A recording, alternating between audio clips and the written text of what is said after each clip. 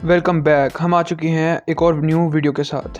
तो आज के वीडियो हम देखेंगे कि हम किस तरह पाइथन को अपने डिवाइस के अंदर इंस्टॉल कर सकते हैं, और साथ ही साथ हम ये भी देखेंगे कि हम वो आईडी ही किस तरह इंस्टॉल करेंगे जिसके अंदर हम अपनी तमाम की तमाम कोडिंग करेंगे।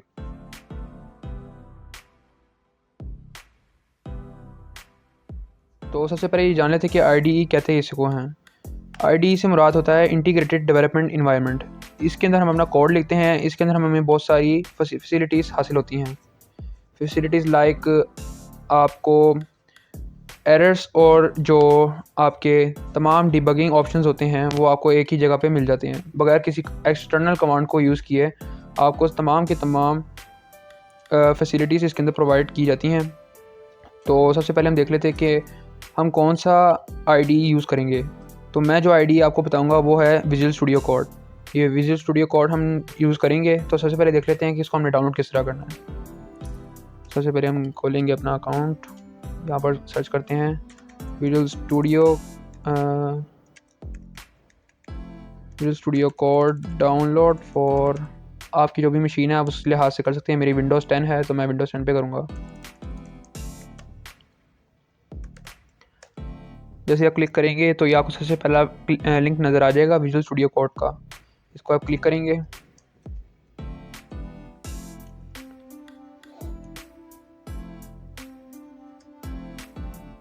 तो सामने आपको ये तीन ऑप्शंस दिखाई देंगी, विंडोज़, लिनक्स और मैक ओएस। आप जिस पे भी हो आप उस पर इंस्टॉल कर सकते हैं। मैं विंडोज़ 10 पे हूँ तो मैं यहाँ पर इसको क्लिक करके इंस्टॉल कर सकता हूँ। मैंने पहले से इंस्टॉल किया हुआ है। अगर आपको कोई प्रॉब्लम नज़र आती है, अगर आपकी इंस्टॉलेशन के दौरान कोई प्रॉब्लम आती है तो आप मुझे बता सकते हैं कमेंट करके। मैं आप लोगों की उस प्रॉब्लम को सॉल्व करने की कोशिश करूँगा। तो अब नेक्स्ट चीज़ जो हम करेंगे वो हम अपनी डिवाइस के अंदर पाइथन को इंस्टॉल करेंगे। पाइथन आपकी डिवाइसेस में प्री बिल्ट या फिर प्री इंस्टॉल्ड नहीं मिलती, हमें इसको एक्सटर्नली वेबसाइट से डाउनलोड करना पड़ता है। तो सबसे पहले हम डाउनलोड करते हैं Python latest version download for Windows 10 pro. तो यहाँ पर हमने सर्च किया, उसके बाद हमारा यहाँ पर आ चुका है डाउनलोड पाइथन। आपने डाउनलोड पाइथन पे क्लिक करना है। लेटेस्ट वर्जन जो होगा वो आपने इंस्टॉल करना है। यहाँ पर सबसे लेटेस्ट जो इस टाइम चल रहा है वो है पाइथन 3.14। तो इसका आप सबसे पहले पाइथन का मैनेजर इंस्टॉल करेंगे। वहाँ से आपको ये ऑटोमेटिकली पाइथन 3.14.0 या 0 आप जिसको जो भी इसको कहना चाहिए कह सकते हैं, वो आप इंस्टॉल कर सकते हैं। तो मैं इसको जैसे क्लिक करूँगा तो ये डाउनलोडिंग पे लग जाएगा। तो ये डाउनलोड होना शुरू हो चुका है। मैं पहले से ही डाउनलोड करके रख चुका हूँ, इसलिए मुझे ये दोबारा डाउनलोड करने की ज़रूरत नहीं है। अगर आपको इसकी भी इंस्टॉलेशन के दौरान कोई प्रॉब्लम आती है तो आप मुझसे कॉन्टैक्ट कर सकते हैं। तो हम बढ़ते हैं अब अपनी विजुअल स्टूडियो कोड की तरफ। जैसे ही आप इसको स्टार्ट करेंगे आपको कुछ दूसरा इंटरफेस देखने को मिलेगा। मैं जबकि यहाँ खोल रहा हूँ तो वो ये मुझे भी ऐसा ही दिखा रहा है। आपको भी इस तरह का कुछ इंटरफेस शो होगा जब आप फर्स्ट टाइम इसको डाउनलोड करेंगे। तो अब सबसे पहली चीज़ जो आपने करनी है, ये सबसे लेफ़्ट बार पे आपको एक्सटेंशंस का ऑप्शन नज़र आ रहा है, आपने उसको क्लिक करना है।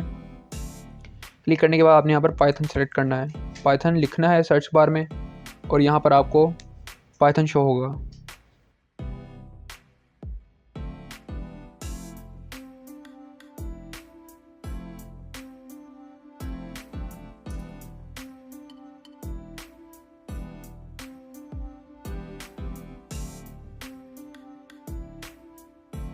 देख सकते हैं कि ये इंस्टॉल हो चुकी है। तो हम इसको या तो स्विच टू रिलीज़ वर्जन कर सकते हैं, क्योंकि मैंने अपडेट किया है तो मैं इसके ऊपर क्लिक कर सकता हूँ, वरना आप रीस्टार्ट एक्सटेंशंस के ऑप्शन पे क्लिक करेंगे तो आप इसको क्लिक करेंगे और साथ ही मैं इसको रिलीज़ वर्जन पे क्लिक करके स्विच कर लूँगा। तो अब आपने नेक्स्ट जो अपनी एक्सटेंशन इंस्टॉल करनी है उसका नाम है कोड रनर। ये एक बहुत इंपॉर्टेंट एक्सटेंशन होने वाली है ताकि आप पाइथन के कोड को बगैर एक्सटर्नल या फिर CLI कमांड को लिखे बगैर कोड को रन कर सकें। तो जैसे ही मैं कोड रनर लिखूँगा तो यहाँ पर आपको एक्सटेंशन शो हो जाएगी। तो विजुअल स्टूडियो कोड के अंदर एक्सटेंशन के सेक्शन के अंदर कोड रनर के नाम से ये एक्सटेंशन आपको मिलेगी। ये भी बहुत इंपॉर्टेंट एक्सटेंशन है ताकि आप अपने पाइथन के कोड को आराम से रन कर सकें बगैर किसी प्रॉब्लम के और बगैर अपनी एक्सटर्नल कमांड्स को लिखे। तो जैसे ही आप यहाँ पर इंस्टॉल करेंगे तो ये इंस्टॉल हो जाएगा और आपको टॉप राइट कॉर्नर पे इस तरह का ये प्ले बटन मिलेगा, इससे आपका पाइथन का कोड रन होगा। तो अब हम इसको क्लोज़ करते हैं और इसके बाद यहाँ पर अपने आते हैं फाइल वाले सेक्शन में। अब सवाल पैदा होता है कि आप VS कोड को किस तरह खोल सकते हैं। इसके दो मेथड हैं।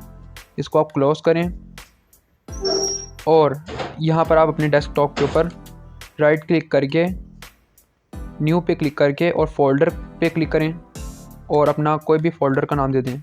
यहाँ पर मैं इसका नाम रखूँगा पाइथन ट्यूटोरियल्स। तो जैसे ही मैं इसको क्रिएट करूँगा, क्रिएट करने के बाद इसको मैं यहाँ पर प्लेस कर देता हूँ, इसको खोलूँगा और जैसे ही मैं यहाँ पर राइट क्लिक करूँगा तो मुझे यहाँ पर शो होगा ओपन विद कोड। यानी इसका मतलब है ये हमें कह रहा है कि अब ये इस फोल्डर को विजुअल स्टूडियो कोड के अंदर खोलेगा। तो हम जैसे इसके ऊपर क्लिक करेंगे तो ये हमारे इस फोल्डर को विजुअल स्टूडियो कोड के अंदर खोल देगा। विजुअल स्टूडियो कोड में आने के बाद इसने हमारा ये फ़ोल्डर ओपन कर दिया है, जिसके अंदर हम अपनी फाइल्स भी क्रिएट कर सकते हैं, फ़ोल्डर भी क्रिएट कर सकते हैं और यहाँ पर इसको रिफ़्रेश भी कर सकते हैं। सबसे पहले हम अपनी डीबग कंसोल को बंद कर लेते हैं यहाँ से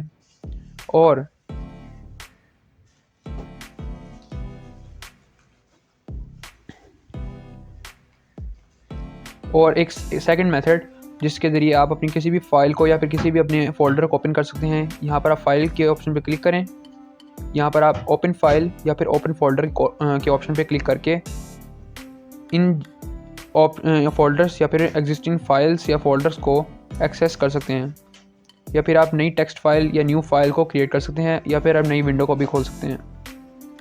जैसे ही आप न्यू फाइल के ऊपर क्लिक करेंगे, यहाँ पर आप कुछ भी टाइप कर सकते हैं।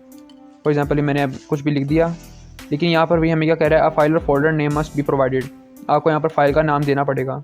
फॉर एग्जांपल अब हम अपनी पहली फाइल क्रिएट करते हैं 1.py। जैसे ही मैं 1.py लिखूँगा और एंटर पे क्लिक करूँगा तो ये हमारी पाइथन की फ़ाइल बन जाएगी। ये हमारी पाइथन की फ़ाइल बन चुकी है। अब मैंने इस फाइल का नाम दो चीज़ों में डिवाइड करने का सोचा है।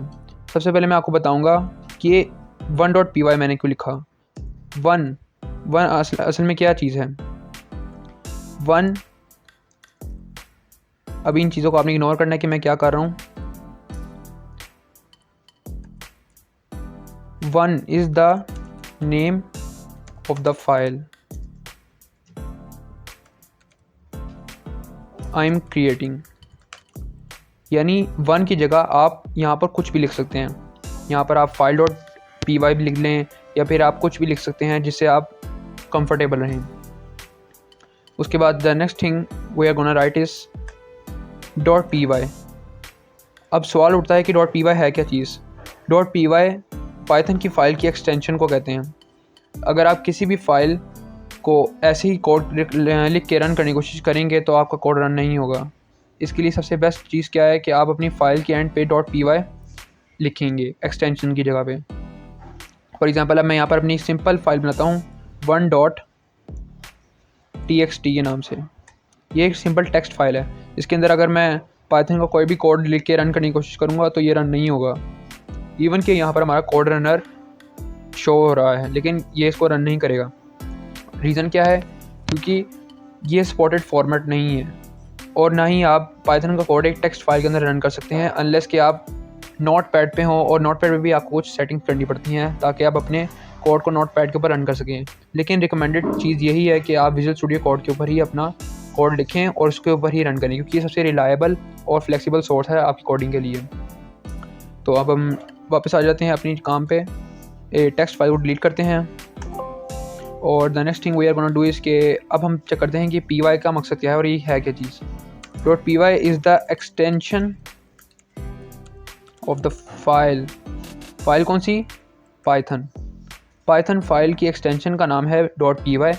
अगर आप इसको उस फाइल के एंड पे नहीं ऐड करेंगे जो कि आपने नाम दिया है, फॉर एग्ज़ाम्पल अगर मैं वन ऐसे ही फाइल बना दूं तो इसकी एक सिंपल और डिफ़ॉल्ट एक्सटेंशन जो होगी वो होगी txt। लेकिन हम txt फाइल के अंदर अपना कोड रन नहीं कर सकते, इसलिए हम .py के नाम से एक फ़ाइल बनाएंगे। .py is the must thing you need to add to create a Python file. .py को ऐड करना सबसे इंपॉर्टेंट चीज़ है। .py के बगैर आपकी पाइथन फाइल क्रिएट नहीं होगी।